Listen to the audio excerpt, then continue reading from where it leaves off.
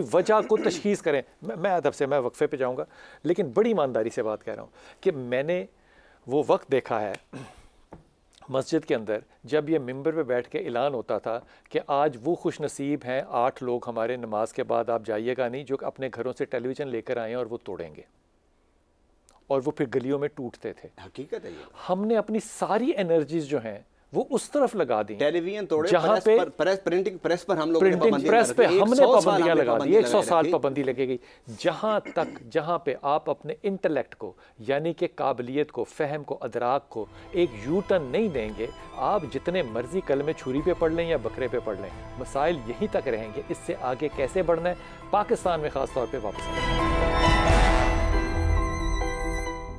बिस्मिल्लाहिर्रहमानिर्रहीम। ये बात ज़हन में रखिएगा कि जिस ज़माने में हार्वर्ड बन रहा था और ऑक्सफोर्ड बन रहे थे और उसके ऊपर इन्वेस्टमेंट हो रही थी, तो हमारे यहाँ हमारे जो हाकिमीन थे, मैं उनको बादशाह सलामत तो नहीं कहता, वो अपनी महबूबाओं और अपनी बेगमों के नाम पे महल और मकबरे जो हैं उनको तामीर कर रहे थे। हमारी तरजीहात जो हैं डॉक्टर साहब यही मुख्तलिफ हैं क्या?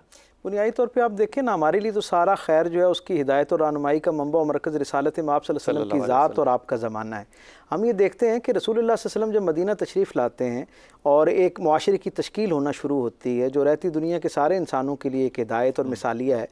आप देखें मेरे करीम रसूल सल्लल्लाहु अलैहि वसल्लम ने उस मुआशरे के अंदर एक तो इल्म की उमूमी तरवीज की फ़िज़ा कायम की। कैदी माफ़ कर दिए। अब उसमें आप देखें ना कि रसूलुल्लाह सल्लल्लाहु अलैहि वसल्लम क्या मिजाज क्या है कि आपने न सिर्फ ये कि उलूम जो हैं उनके लिए कुशादगी का ऐलान फरमाया, अपने इल्म से भी, अपनी ज़ुबान से भी, अमल से भी, रवैये से भी, मिजाज से भी, और फिर अगले दर्जे पे क्या है, न सिर्फ ये कि इल्म के लिए जो है वो दरवाज़े खोले, बल्कि इल्म के अंदर मुख्तलिफ जेहतें जो हैं उनको कबूल करने के लिए एक मिजाज माहौल बनाया। आप ये देखिए मुख्तलिफ पॉइंट ऑफ व्यूज़ भी, और फिर मुख्तलिफ जो शोबाजात इल्म है उनके हवाले से। अभी शफात नूरी साहब फरमा रहे थे ना, एक दर्द, इज्तिमाई दर्द जो है वो हमारा बयान कर रहे थे, तो मुझे ख्याल आ रहा था कि मेरे रसूल सल्लल्लाहु अलैहि वसल्लम ने जहाँ पर मदीना पहुँचने के पहले दिन मस्जिद नबवी के लिए उसका माहौल बनाया, रूहानी तरबियत के हवाले से, रूहानी इल्म की तरफ लोगों की तरगीब के लिए एक यानी इस्तारा कायम किया मस्जिद नबवी की सूरत में। वहाँ दूसरी तरफ अगले दिन हुजूर जो है वो मदीना शरीफ के कुर्बो जवार के अंदर एक टैक्स फ्री जोन जो है उसका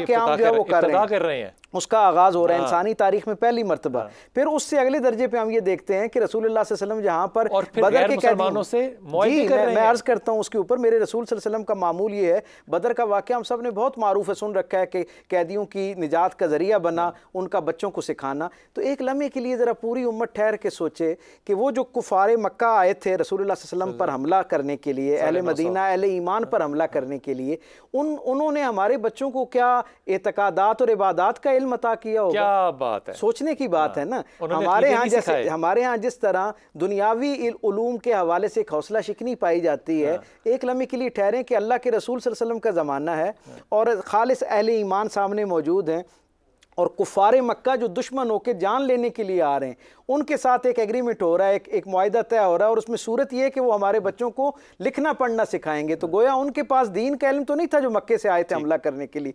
यकीनन उनके पास कोई दुनियावी इल्म होगा ना जो उन्होंने उन बच्चों को दिया होगा। वैसे तो ये इस पर भी एक अलग बहस बनती है कि दीनी इल्म कौन सा है और दुनियावी इल्म कौन है। हर वो इल्म जो अल्लाह की मखलूक के लिए नफ़र आसानी का जरिया है वो दीन का इल्म है, और हर वो इल्म जो अल्लाह की, जी बेशक। और जनाब अली करमुल्लाह करीम की क्या खूबसूरत उस पर बात है, जब वो एक शख्स ने उनसे पूछा कि हम तक ये दुआ पहुंची है रसूल रहमत की कि अल्लाहुम्मा इन्नी अस्अलुका इल्मन नाफ़िआ, तो उन्होंने कहा कि हुजूर ने इल्म नाफ़े की दुआ की है, तो कोई इल्म गैर नाफ़े भी होता है। तो जनाब अली करमुल्लाह करीम ने एक फ़िक्रे में रहती दुनिया के सारे इंसानों के लिए कैसा लाफानी नूर छोड़ा। आप फरमाते हैं कि हर वो इल्म जिसके हासिल करने के बाद तुम्हारा हिल्म बढ़ना शुरू हो जाए वो तुम्हारे लिए इल्म नाफ़े है, और हर वो इल्म जो अपने अंदर खा कितना ही नफ़र आसा हो, अगर वो तुम्हारे हासिल करने के बाद तुम्हारे किब्र में इजाफे का बायस बन रहा है, तकब्बुर, अपने आप को बाकियों से बेहतर। जैसे आप देखें इस वक्त पूरी उम्मत का पिछली 6-7 सदियों से क्या हाल है, हम सब इसको जानते हैं, हम सब इससे वाकिफ़ हैं, लेकिन हम एक अजीब तरह की जो है ना एहसास बर्तरी का शिकार हैं।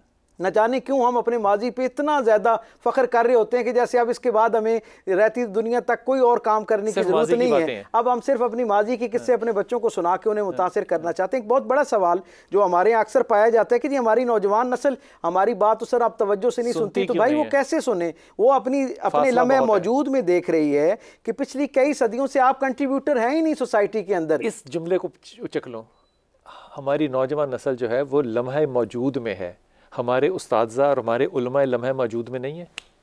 बिलाल भाई, मैं एक सवाल पूछना चाहता हूँ इंतहाई माजरत के साथ। जी जी हज़रत। और ये ऐसा सवाल है कि जिसमें किसी की राय मुख्तलिफ नहीं होगी। जी।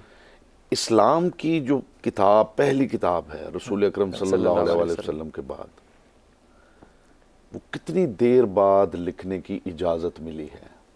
मुझे एक बात ये बताइए, आज मैं कहूँ कि मुल्क जो है उसको तरक्की करनी चाहिए और साइंस एंड टेक्नोलॉजी की तरफ जाना चाहिए, आपसे और आपसे और आपसे एक एक जुमला, क्या कदम उठाना है मुझे?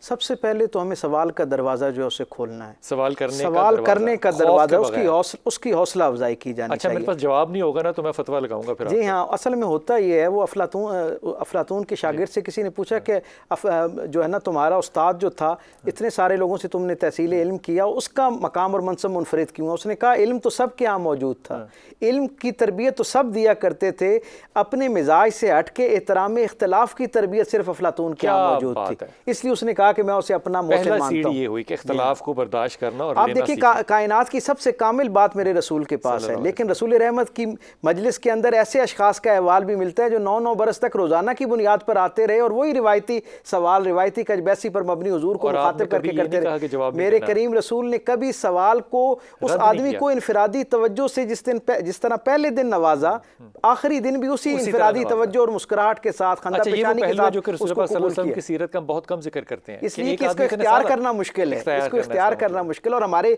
मिजाज और हमारे रवैये इसकी गवाही नहीं देते। आज क्या करें पाकिस्तान में? पहला एक कदम तो ये हो गया कि इख्तलाफ लेना सीखें और सवाल करना सीखें और फतवे लगाना बंद करें। सबसे अहम बात जो इस दौर के अंदर है, जो राह खोल सकती है, वो ये है कि दूसरे के लिए दिल में गुंजाइश पैदा करें। हम विद इन द बॉक्स जो सोच रहे हैं, आउट ऑफ बॉक्स जाएं। हमारे बॉक्स के बाहर बड़ी कायनात पड़ी हुई बहुत ज़्यादा, और हम ये समझ रहे हैं कि जहाँ जिस कुएं में मैं हूँ, इधर से छलांग लगाऊँ, उधर से छलांग, उसी के ऊपर लड़ भिड़ रहे हैं। बहुत बड़ी दुनिया है।